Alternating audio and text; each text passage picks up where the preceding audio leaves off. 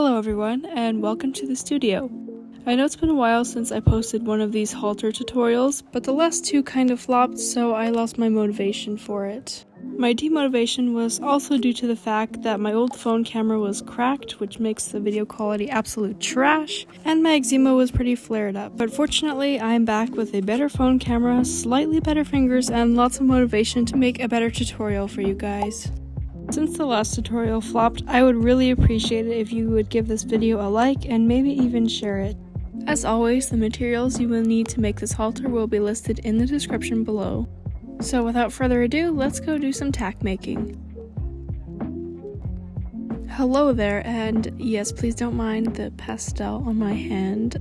Anyways, before you watch this video, I recommend going back to my latest tutorial if you haven't watched it yet to see how the basic structure of the halter is made, as I won't be showing it in this video just to make it a bit shorter. This video will be linked in the description as well as the materials you will need to make this halter.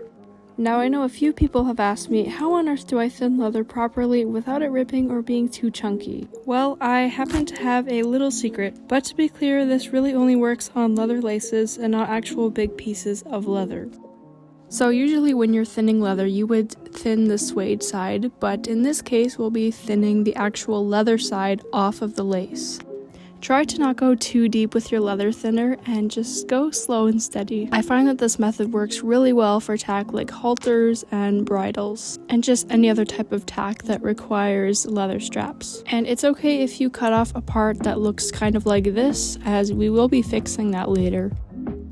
So once you have your long strip of leather, we're going to get out our knife and we're going to cut this long piece into thin strips. And I forgot to mention this before, but if you're a young viewer, just make sure you have adult supervision when using sharp objects like this. So when you are cutting your leather into thin strips like this, I find it's easier to just eye out the width that I need it. You can use a ruler, just whatever works for you.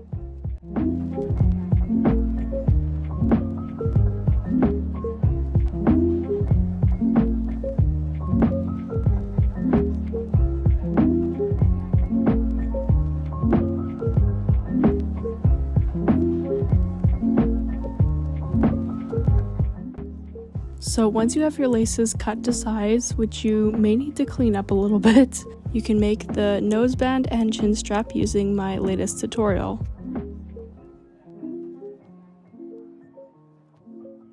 Also, don't make the buckle for this step yet, as we'll be doing it a little bit different in this tutorial.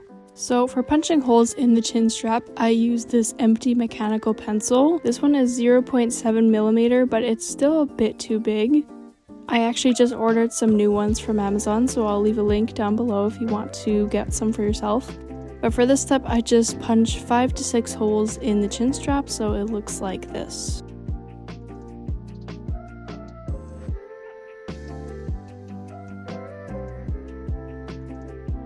For the chin strap buckle, make it like I showed you in my previous tutorial, and to make the tongue you will need some tweezers and very thin wire, and just bend that into a little circle at the end. Then bend the middle part of the buckle out and put the circle of the tongue onto that piece. Then you can push the middle part of the buckle down and cut off the excess of the tongue. And there you have a very realistic looking tongue buckle. To attach the tongue buckle to the leather, make an incision near the middle.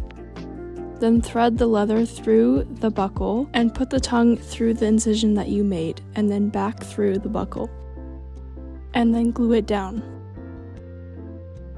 And then once you have finished that, you can cut and glue to the other square on your noseband. Using my tutorial video again, make the cheek pieces, throat latch, and connecting strap.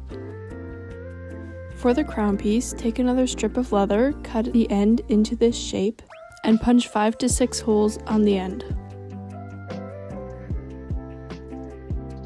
If you're doing a buckle on each side like I did in this video, you will need to punch holes on the other side as well.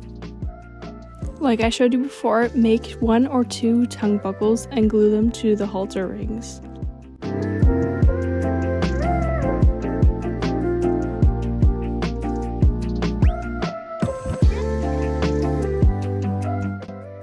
Like I'm doing in this video, if you are punching holes in both sides of the crown piece, you will need to thread one side through the buckle and measure the rest around your horse's head and punch the holes.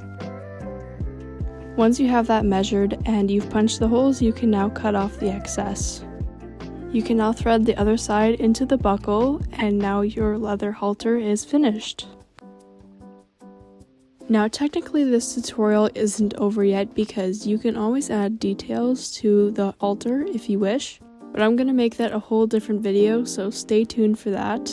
But in the meantime, thank you all for being so patient with me with getting this video out. I hope you enjoyed this tutorial and that it helped you, and hopefully it wasn't too confusing. If you watch my videos and you enjoy them but you're not subscribed yet, I would really appreciate it if you would do that and hit the like button, and I will see you all in my next video. Bye!